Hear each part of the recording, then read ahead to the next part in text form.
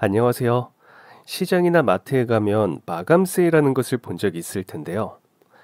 괜찮은 상품이지만 당일 판매라 팔 수 있는 시간이 얼마 남지 않았거나 혹은 아침에 비해 물건의 품질이 떨어져서 파는 경우들도 있어요. 그리고 요즘은 과일이나 야채 중 못생긴 제품들만 따로 모아서 판매하는 곳도 있다고 하더라고요.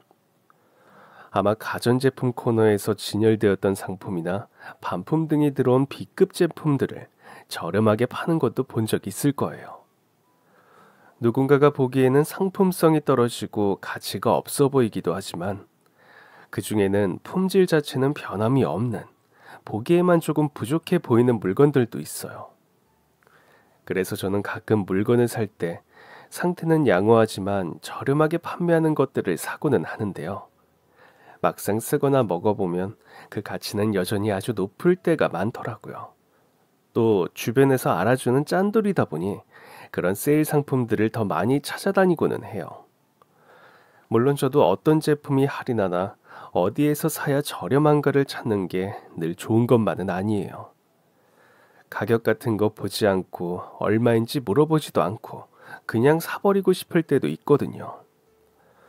또는 나도 저렴하게 할인하는 물건이나 중고 B급 상품이 아닌 돈을 더 주고 새 상품을 사고 싶을 때도 있어요. 돈이 많다면 말이죠. 저는 혼자서 자취하며 편의점에서 아르바이트로 생계를 이어가고 있었어요. 취업 준비를 같이 하고 있었는데 제 예상보다 길어지는 바람에 친구들을 만날 때도 일부러 멤버십 할인이 되는 카페를 찾아서 약속을 잡고는 했어요. 마트 전단을 모아서 사려는 물건이 있으면 집 앞이 아니라도 멀리까지 가기도 했고요. 거리가 멀다고 대중교통을 이용하면 또 돈이 드니까 조금 힘들어도 운동한다는 생각으로 무거운 짐을 들고 걸어 다니기도 했어요.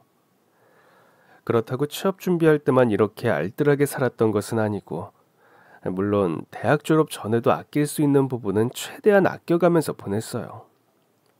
절약하는 습관은 어릴 때부터 몸에 배어 있기는 했는데 대학교에 막 입학하고 나서 어머니가 돌아가시면서 1인 가정이 되었거든요. 잠깐 예전 이야기로 돌아가 보자면 제가 초등학생쯤 저희 아버지가 돌아가시고 저는 어머니와 둘만 살았어요. 어머니는 집 근처에 있는 공장에서 일을 하고 있었는데 참치 같은 통조림을 만드는 곳이었죠. 그래서 가끔 공장에서 찌그러지거나 상품으로 판매하기 어려운 물건들을 가지고 오고는 했어요. 겉모양이 조금 이상할 뿐 맛에는 전혀 이상이 없었기에 어머니가 통조림을 가지고 오는 날을 오히려 기다리기도 했어요.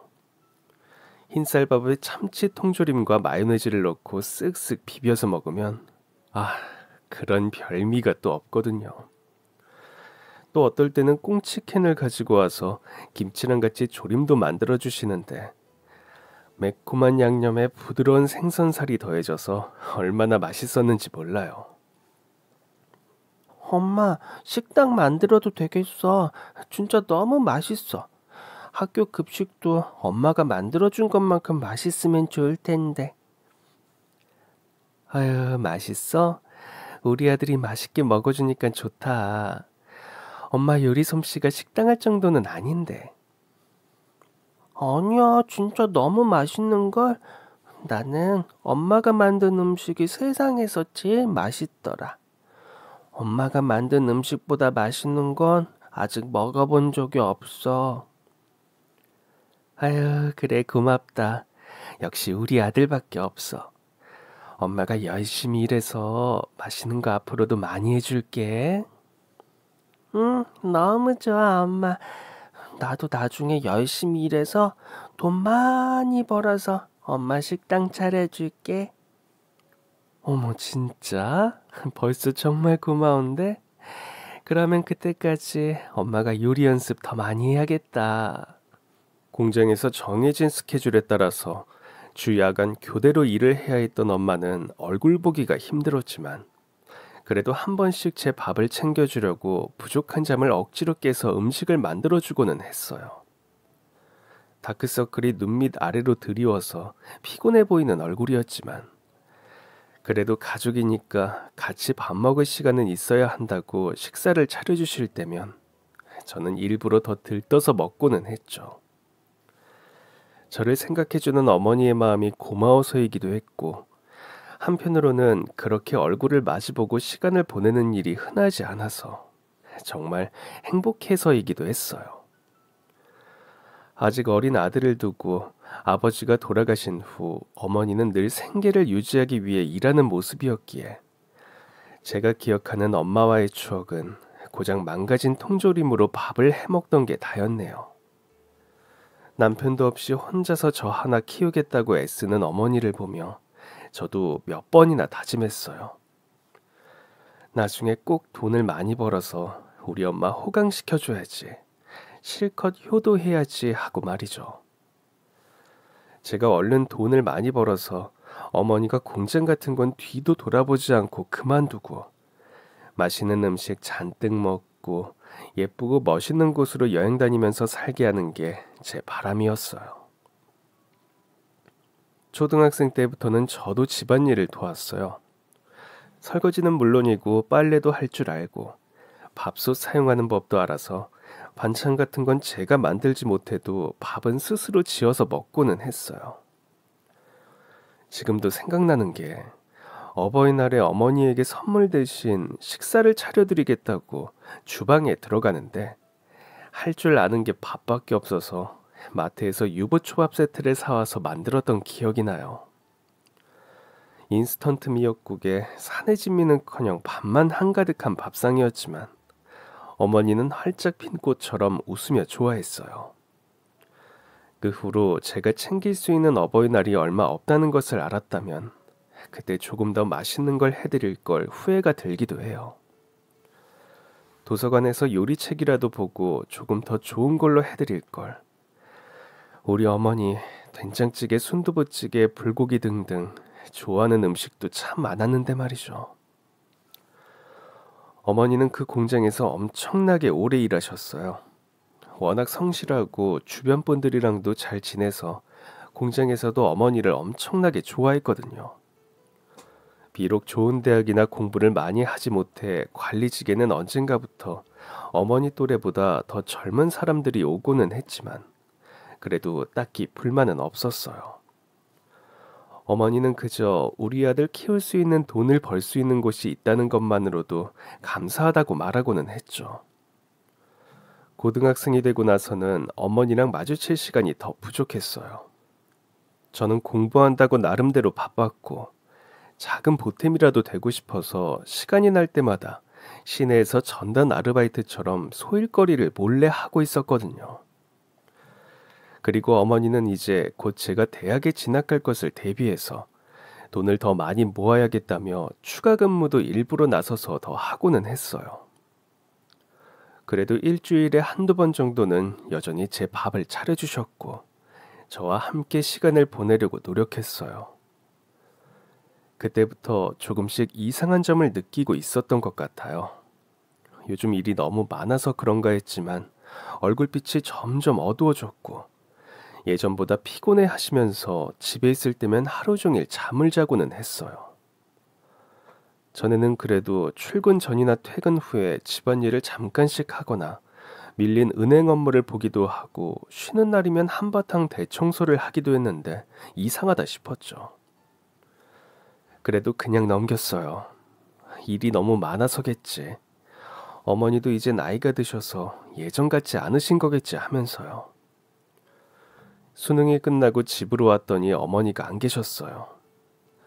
오늘은 그래도 수능날이라고 일부러 근무도 주간조로 바꾸고 집에 일찍 와서 저랑 같이 저녁을 먹겠다고 하셨거든요.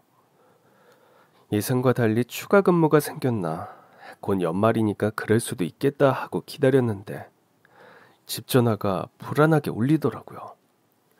받았더니 어머니 공장의 관리인분이 지금 병원에 있다며 얼른 오라고 다급하게 이야기했어요. 저는 발바닥에 불이 날 정도로 달려서 병원에 도착했고 공장에서 쓰러져서 옮겨졌다는 어머니는 이것저것 검사를 마친 이후였죠. 아들 왔어? 시험은 잘 봤어? 엄마, 뭐야? 무슨 일이야? 별거 아니야. 조금 피곤해서 그래. 아휴, 갑자기 눈앞이 핑 돌면서 어지럽더라고. 아휴, 우리 아들 오늘 시험 보느라 고생해서 맛있는 거 사주려고 했는데 걱정만 시켰네. 병원 침대에 누워서도 어머니는 제 걱정뿐이었어요. 공장 직원분은 다시 돌아가 봐야 해서 제가 온 걸 확인한 후 며칠 휴무를 줄 테니 조금 쉬다가 괜찮아지면 나오라고 인사를 하고는 돌아갔어요. 저는 초조하게 엄마와 둘이 결과를 기다렸죠.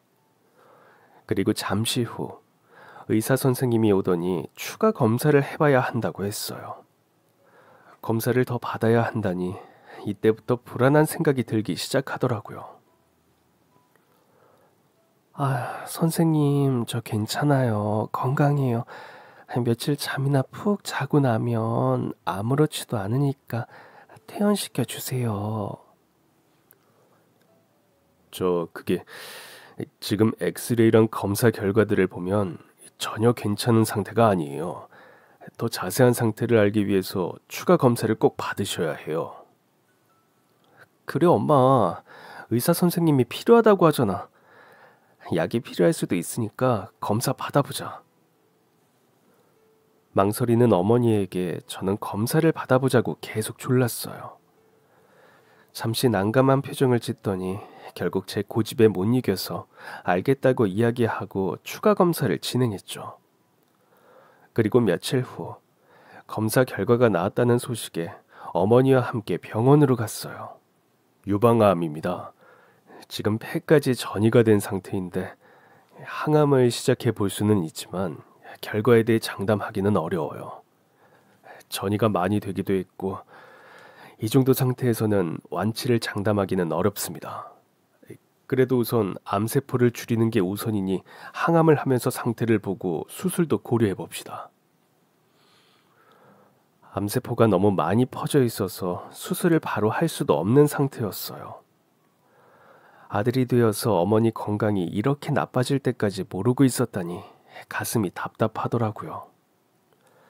그런데 어머니는 오히려 이런 이야기일 줄 알았다는 것처럼 담담한 표정이었어요. 의사 선생님과 이런저런 상담을 하고 나와서 다음 날부터 입원하기로 했어요. 그렇게 힘든 투병 생활이 시작되었죠. 제 수능 성적 발표도 대학 합격 소식도 어머니는 병원에서 들었어요. 항암은 점점 길어지고 중간에 약도 바꿔봤지만 별다른 차도는 보이지 않는 것 같았어요. 그리고 그해 4월, 제가 대학을 입학하고 얼마 지나지 않아 어머니는 세상을 떠나셨어요. 어머니의 남은 인생 좋은 데 다니고 맛있는 거 먹으면서 효도하겠다고 했는데 결국 몇 달을 병원에서 힘들게 치료만 받았어요. 그리고 마치 이런 것들을 다 준비해둔 것처럼 어머니는 장례업체도 미리 알아봐두고 수의나 화장터도 다 알아봤더라고요. 게다가 보험비 때문에 병원비도 전부 수납할 수 있었어요. 넉넉하지 못한 형편에 부모님이 아프시다가 돌아가시면 빚 때문에 자식들이 힘들어하는 모습도 많이 봤는데 그런 걸 걱정해서 미리 준비해둔 거였는지 어머니는 전부 꼼꼼하게 계획을 해두었더라고요. 그리고 마지막으로 제 앞으로 통장 하나도 남겨두었어요. 제 1년 정도 대학 등록금이 들어있었죠. 그 돈의 일부는 월세를 구하는 데 썼어요. 대학교 근처에 자취방을 얻었고 어머니 덕분에 당분간의 등록금을 낼 수는 있겠지만 이제 진짜 저 혼자 먹고 살아야 하는 1인 가정의 가장이 되었어요. 발등에 불이 떨어진 느낌이랄까요.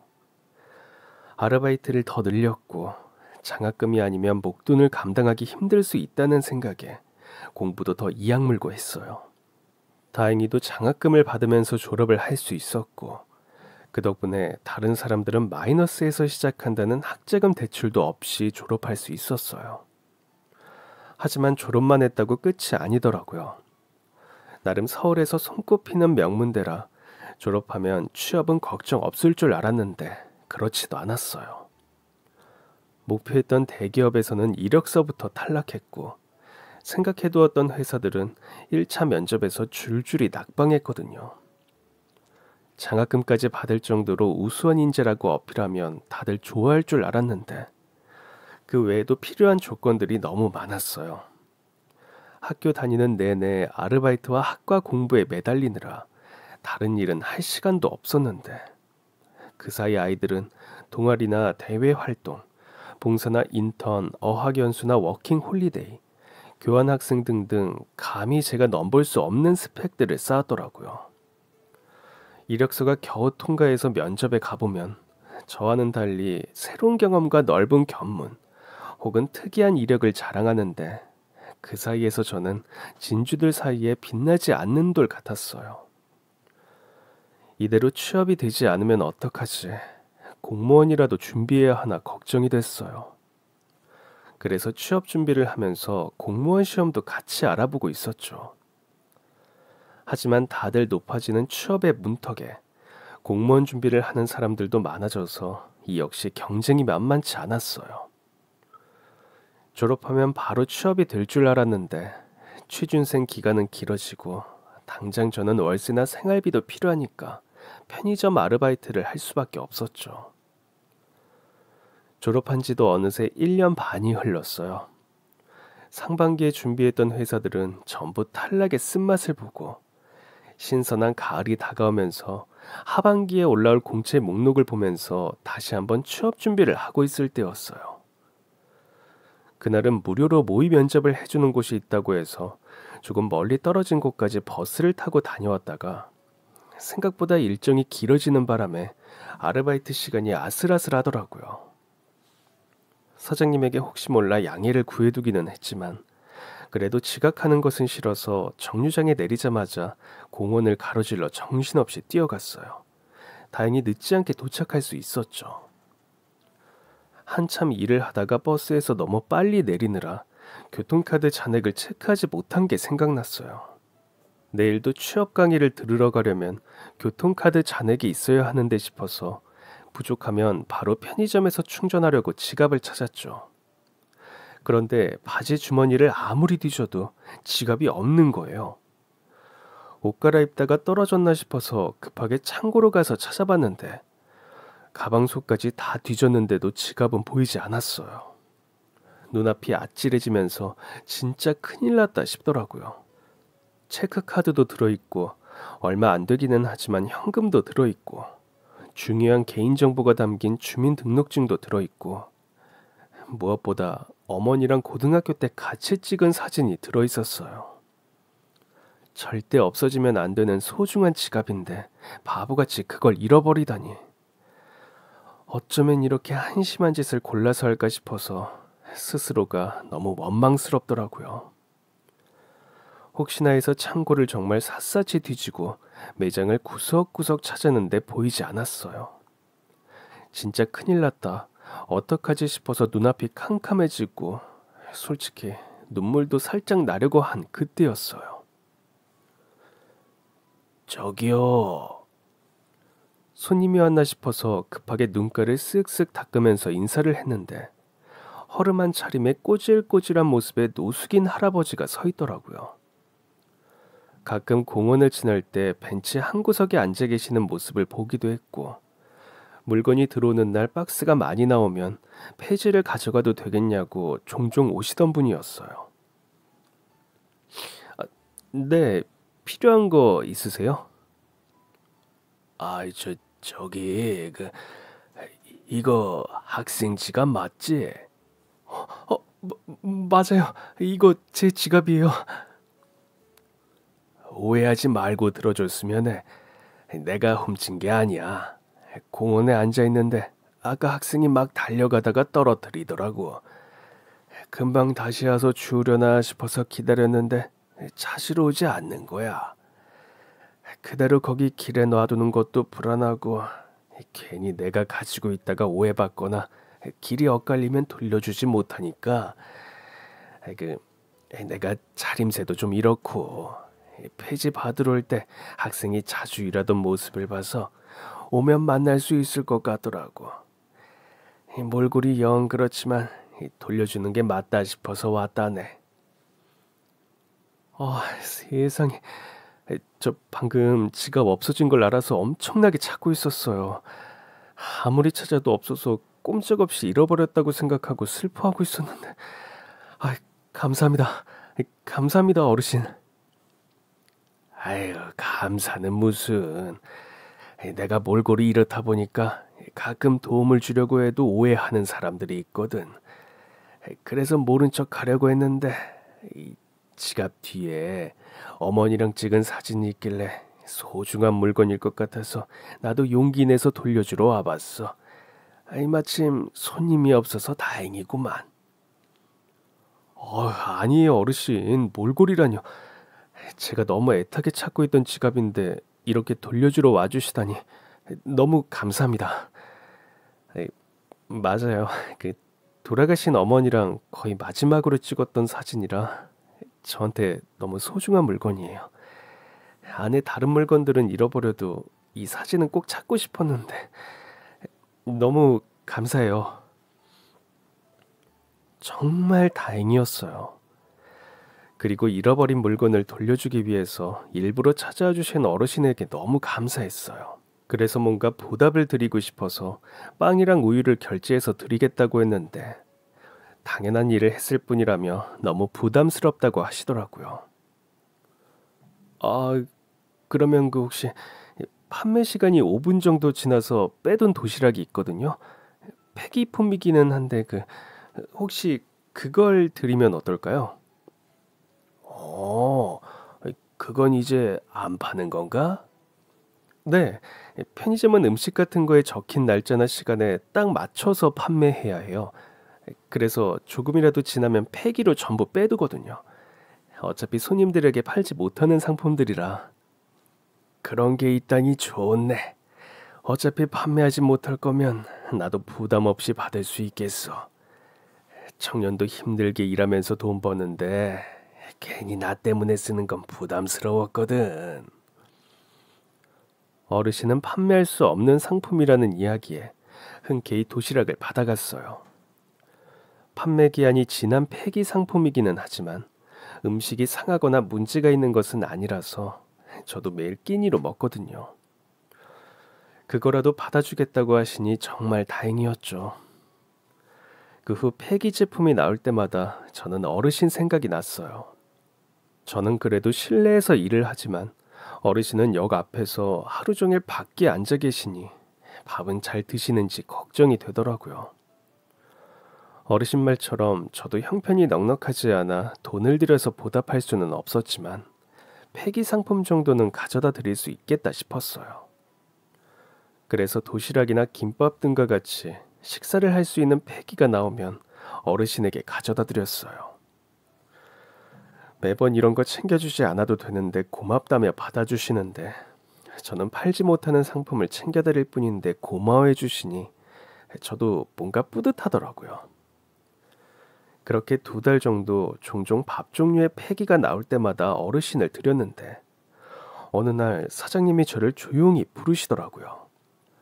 혹시 폐기 상품 여기 앞에 있는 노숙인 분들한테 가져다 드리니? 네. 식사도 제대로 못 하시는 것 같아서 밥 종류 나올 때만 가끔요.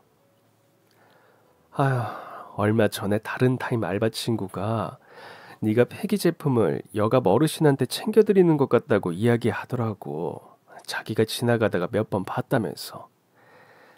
네 마음은 잘 알겠지만 폐기된 상품은 사실 외부로 반출이 되면 안 되거든. 그래서 앞으로는 어르신한테 드리면 안 될 것 같아. 나중에 그 문제로 여럿이 곤란해질 수 있어. 정말요? 죄송해요, 사장님. 폐기 치려고 했던 것은 아닌데 몰랐어요. 저는 폐기라서 어차피 버리는 거니까 제가 먹는 거나 어르신 드리는 거나 똑같다고 생각했어요.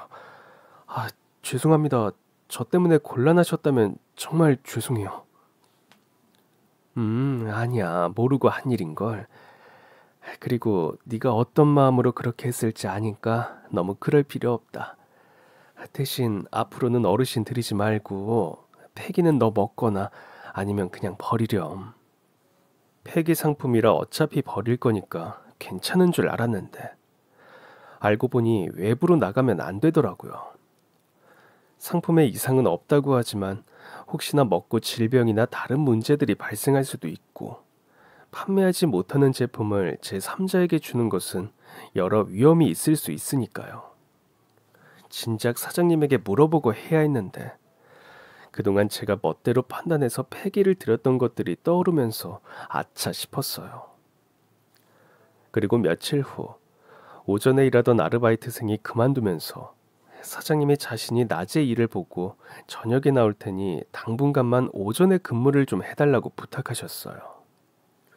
급여도 저녁에 일할 때랑 동일하게 주겠다고 하셔서 저는 흔쾌히 오케이를 했죠. 다음날 아침 오랜만에 상쾌한 기분으로 출근했어요. 역시 오전 시간에는 출근하려는 사람들로 역 주변이 바쁘더라고요. 다들 바쁘게 출근하는 모습들을 보고 있으니 괜히 마음이 쓰렸어요. 나도 진작 취업에 성공했으면 저 사람들 사이에 끼어서 회사로 출근하고 있었을 텐데 생각이 들었죠. 그런 생각을 하면서 지나가는데 역 앞에 어떤 할머니 한 분이 보였어요. 계단 앞에 쪼그려 앉아서 떡을 펼쳐놓고 팔고 있더라고요. 그동안 늦은 저녁 출근이라 몰랐던 낯선 아침 풍경을 바라보면서 편의점으로 출근을 했어요. 저녁쯤이 되어서 일을 마치고 퇴근하는데 지하철역 앞에 여전히 할머니가 앉아 계셨어요. 아침 일찍부터 계셨는데 아직도 그 자리에 있는 모습을 보고 밖에 날씨가 이제 제법 쌀쌀한데 괜찮으신지 걱정이 됐어요. 가까이 다가가서 보니까 남은 물건을 다 팔아야 가시려고 하는지 떡 몇 개를 가운데에 모아두고 있었어요. 할머니, 저도 떡 하나 주세요. 그려, 1,000원이요. 1,000원이요? 너무 저렴한 거 아니에요? 이게 맛은 기가 막힌데 모양이 영. 이게 떡이 바로 나와서 뜨끈할 때 잘못하면 이렇게 찌그러지기 쉽거든. 그래서 조심조심 털어야 하는데 우리 아들 녀석이 가끔 성격이 급해서 막 해버릴 때가 있어. 이렇게 모양 좀 망가졌다고 팔지는 못하고 버리자니 아까워서 내가 들고 나와서 파는 거요. 오히려 모양이 개성 있어서 저는 더 좋은데요. 덕분에 가격까지 저렴하게 살 수 있어서 더 좋네요. 감사해요 할머니. 잘 먹을게요. 가지고 있는 현금이 1,000원뿐이라 한 팩만 사서 집으로 돌아왔어요. 그리고 집에 도착하자마자 뜯어서 먹어봤는데 세상에 너무 맛있더라고요. 모양이 조금 찌그러지긴 했지만 할머니 말씀처럼 맛은 기가 막혔어요. 제가 지금까지 먹어보지 못했던 완전 고급스러운 맛이 나는데 쫄깃쫄깃하면서도 그 안에 들어있는 팥은 또 너무 과하게 달지 않은 적당한 달콤함이 느껴지더라고요. 팥을 만드는 콩부터 신중하게 고른 것 같은 건강하면서 정성이 느껴지는 그런 맛이었어요. 지금까지 이렇게 맛있는 떡은 먹어본 적이 없었어요. 그리고 다음날 출근길에는 현금을 더 여유롭게 준비했어요. 역시나 지하철역 앞에 할머니가 앉아서 떡을 팔고 계시더라고요. 그날도 퇴근하면서 떡을 사러 갔어요. 아이고 또 왔구만. 맛있어서 또 온 거지? 거봐. 그게 모양새는 좀 그래도 맛은 확실해. 할머니 진짜 맛있었어요. 그렇게 맛있는 떡은 저 세상에 태어나서 처음 먹어봤어요. 아이고 그렇지? 나도 내가 만든 떡보다 맛있는 건 지금까지 못 먹어봤다니까. 저 오늘은 2개 주실 수 있어요? 어디 보자. 마침 딱 2개 남았네. 에휴, 어차피 마지막이니까 기분이다. 그냥 한 개값만 내고 가져가. 아니에요. 어떻게 그래요? 할머니가 아침부터 힘들게 팔고 계신 건데. 됐어, 괜찮아. 난 괜찮으니까 1,000원만 내고 이거 2개 가져가. 얼른.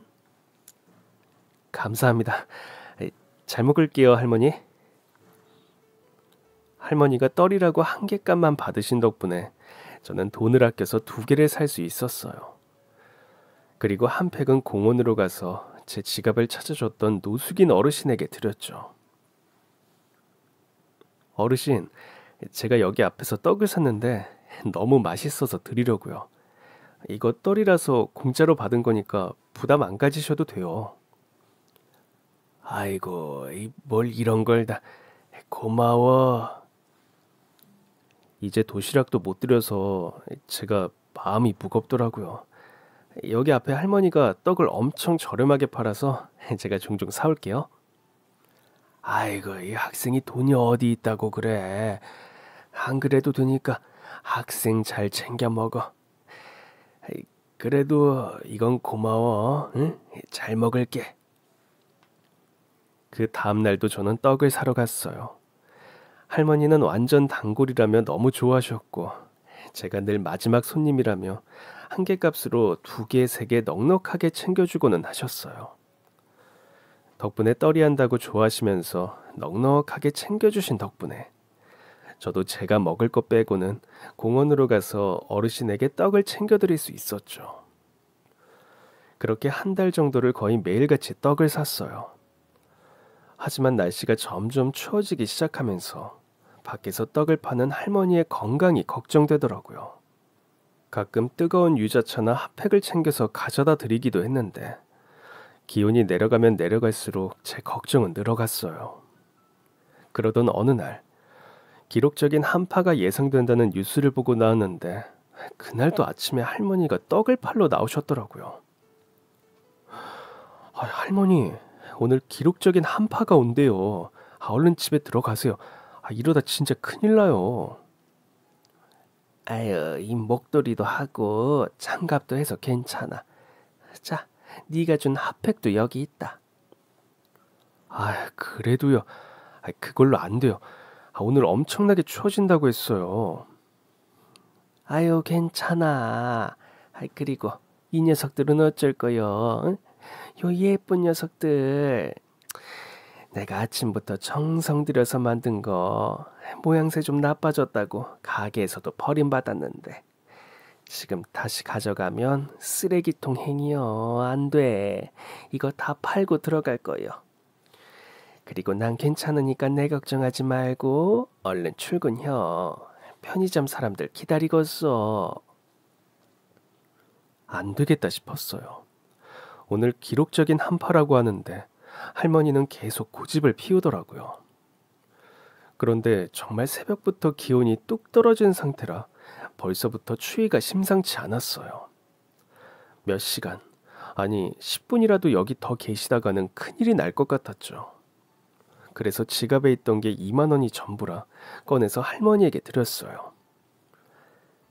할머니, 이 떡 제가 지금 다 살 테니까 들어가세요. 오늘 같은 날은 진짜 큰일 나요.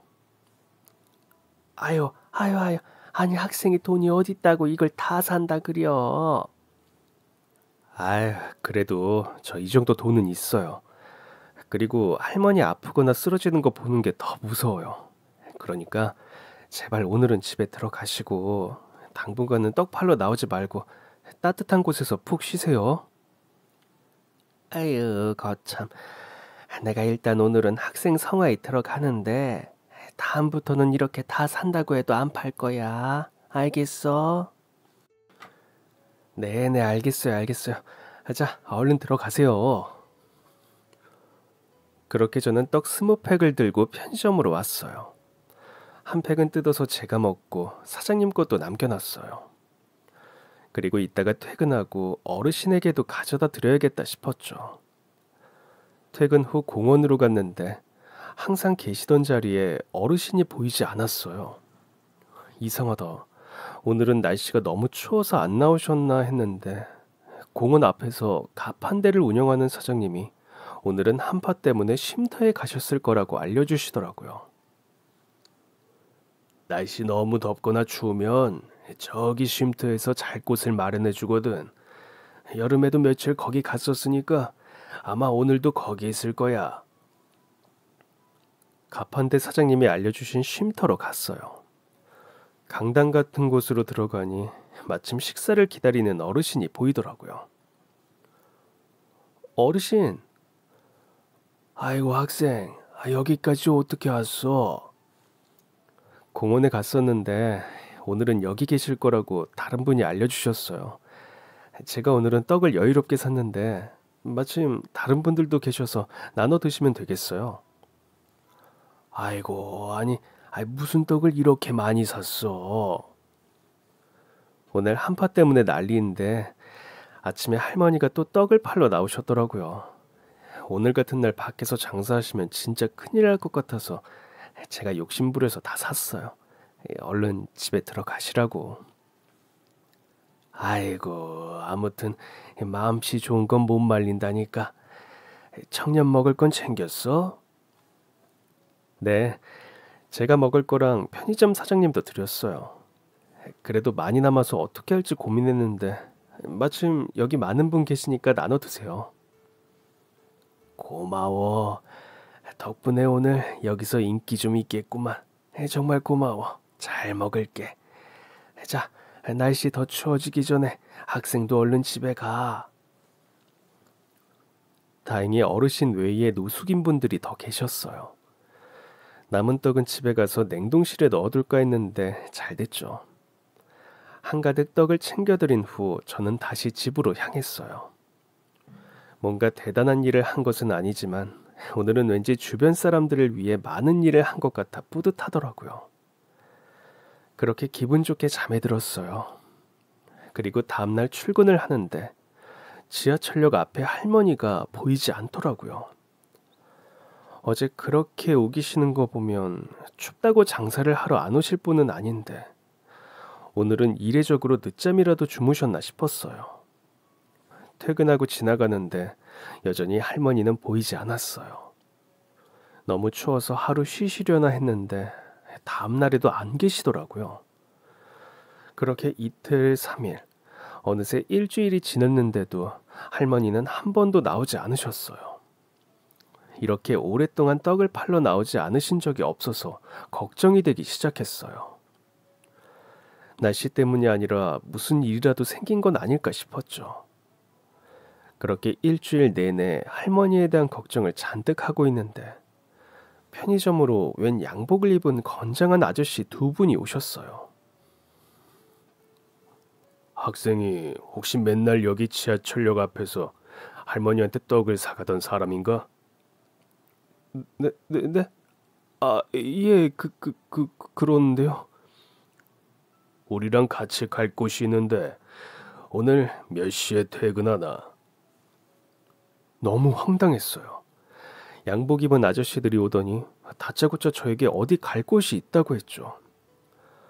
저도 모르는 빚쟁이인가 싶은 생각도 들었어요. 아이고 형, 그렇게 무섭게 말하면 어떡해. 미안해요. 우리는 할머니 아들들이에요. 어머니가 여기서 맨날 떡을 사가던 청년 이야기를 해주더라고요. 전에 막 유자차랑 핫팩 가져다 주면서 여기 편의점에서 일한다고 말했다면서요. 한동안 청년 이야기를 정말 많이 했어요. 엄청 착하고 선하고 성실한 친구라면서요. 어머니가 며칠 전부터 몸이 아파서 지금 병원에 계시는데 이 청년이 보고 싶다고 꼭 좀 데리고 오라고 하셔서 그래서 그러니까 괜찮으면 오늘 퇴근하고 같이 병원에 좀 가줬으면 해요. 할머니가 병원에요? 많이 아프신가요? 아유, 걱정할 정도는 아니에요. 연세도 있으신데 이 추위에 밖에서 떡을 팔겠다고 무리를 좀 하셔서 그냥 면역력이 좀 떨어지신 것 같아요. 아프다기보다 지금 병원에서 요양 중이에요. 상황 설명을 듣고 저는 퇴근 시간을 알려드렸어요. 그때 맞춰서 다시 데리러 오시겠다고 했고 끝날 때쯤 보니까 엄청 비싼 고급 외제차가 편의점 앞에 멈추더라고요. 거기에는 아까 봤었던 아들분들이 타고 있었어요. 그 차를 얻어 타고 같이 병원으로 갔는데 그동안 병실은 꽤 드나들었다고 생각했는데 처음 보는 VIP 병동에 할머니가 누워 계셨어요. 아이고, 왔어? 아휴, 니들은 애 하나 데리러 가는데 무슨 양복을 그렇게 껴입고 갔냐? 초복도 아니고. 아, 놀랍겠다. 둘 다 얼굴도 험악하게 생겨서는. 아이고, 우리 어머니 어제까지도 시름시름 하시더니 학생 보니까 좋기는 하는가 봐요. 기운이 넘치시네. 에휴. 아유, 넌 시끄럽고 조용히 해. 아유, 이 빈손으로 오지. 뭘 또 음료수를 사왔냐. 편의점 월급 얼마 안 될 텐데. 아이, 괜찮아요. 이거 얼마 안 해요. 그나저나 할머니 괜찮으세요? 그럼 여봐라 여봐. 삐까번쩍한 침대에 누워서 맛있는 밥 먹으니까 기운이 펄펄해. 며칠 뒤에 태어날 건디 혹시 그동안 나 안 보인다고 찾을까봐 너를 좀 데리고 오라고 했다. 나 안 아프니까 걱정 말어. 아이, 그나저나 너 맨날 나한테 떡 싸가던 거 말이다. 그거 혹시 공원에 있는 노숙자 갖다 주냐? 네? 그걸 어떻게 하셨어요? 그분이 몇 달 전에 제 지갑을 찾아준 적이 있거든요. 그 후로 너무 감사해서 식사 대신으로 요기할 것 좀 챙겨드리고 있어요.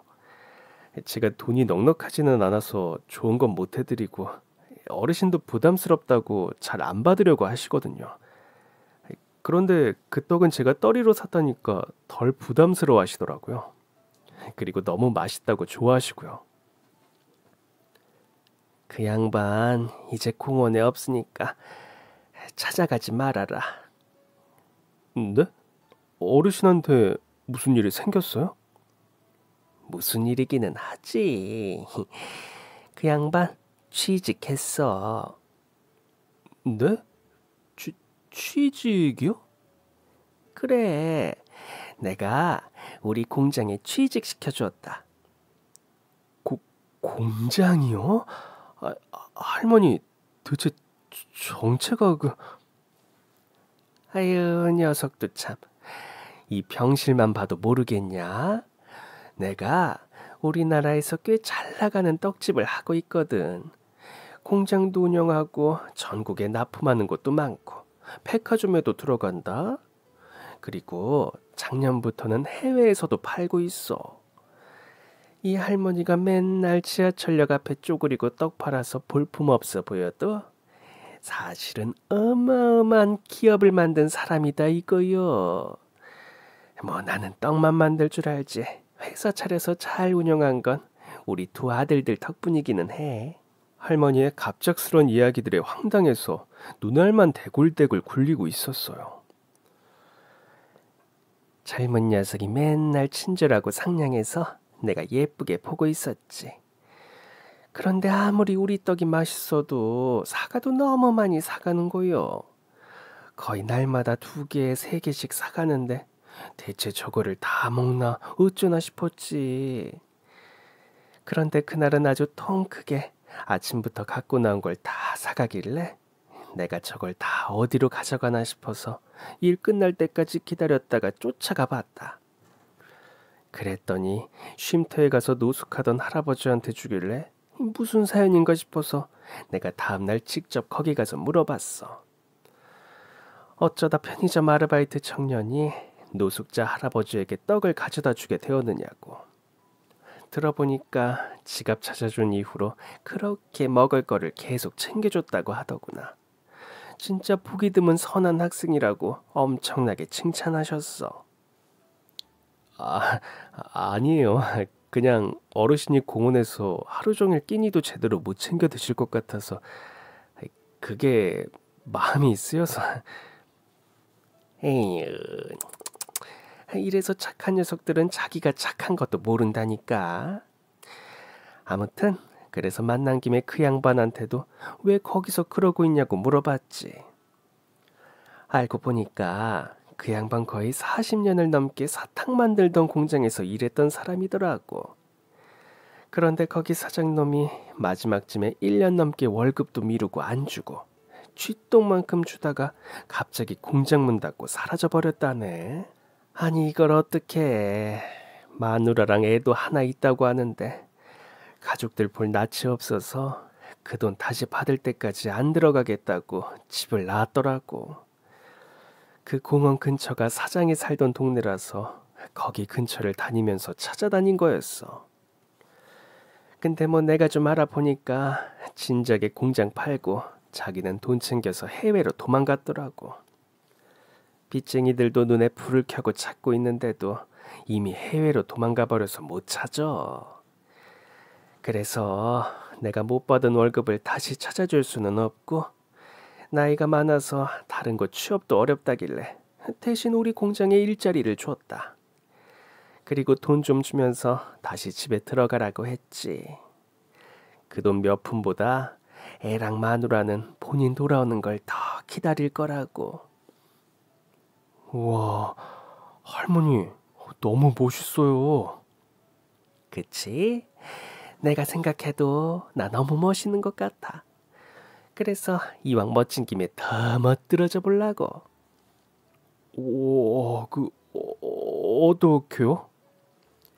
그 양반이 그러는데 너 그 취업 때문에 엄청나게 힘들어한다면서? 명문대 나왔는 뒤 이 스펙 때문에 대기업에서 줄줄이 떨어져서 거기 편의점 아르바이트 하면서 취업 준비하는 거라고 들었다. 나는 애들 일 시킬 때 그런 거 안 본다. 이 떡이라는 게 엄청나게 세심한 물건이야. 그래서 조금만 한눈 팔거나 딴 생각을 하면 여지없이 모양새에 티가 난단 말이지. 우리 아들 녀석이 그래서 맨날 아침마다 실수해서 그런 모양새의 하자품을 만든다 이 말이야. 음식 귀한 줄도 모르고 모양 빠졌다고 가져다 버리려는 거 내가 아까워서 맨날 아침마다 챙겨다 팔았거든. 아무튼 그래서 너처럼 마음씨 곱고 착한 녀석들이 딱 떡을 잘 만들어. 보니까 이 곱고 선한 마음이 떡에 나타나거든. 그래서 너만 괜찮으면 내가 우리 직영점에서 만드는 걸 좀 알려줄까 싶은데 어떠냐? 월급은 네가 생각했던 회사만큼 받을겨. 돈 걱정은 말고 떡을 만들어도 될지 아니면 계속 취업 준비할지 딱 말이여. 나는 네가 취업 준비한다고 해도 뭐 공부하는 학원비 다 지원해 줄라니까. 네? 할머니, 안 그러셔도 돼요. 너 옛날 동화책도 못 봤냐? 착하게 살면 원래 복 받는 거요. 콩지야 팥쥐 흥부도 뭐냐 금도끼 은도끼 하는 녀석도 그렇고 사람이 못된 마음 안 먹고 자기보다 부족한 사람들 돌보면서 살아왔으면 그만큼 보답을 받아야지. 그리고 그렇게 해서 너 같은 애가 성공해야 더 많은 사람들을 도와주고 그런 거지. 마음 못돼 먹은 애들이 이렇게 도와줘도 나중에 베풀고 이런 거 없어. 그러니까 나중에 어려운 사람들 챙겨주기 위해서 투자 받는 거라고 생각해라. 나도 옛날에 그랬거든.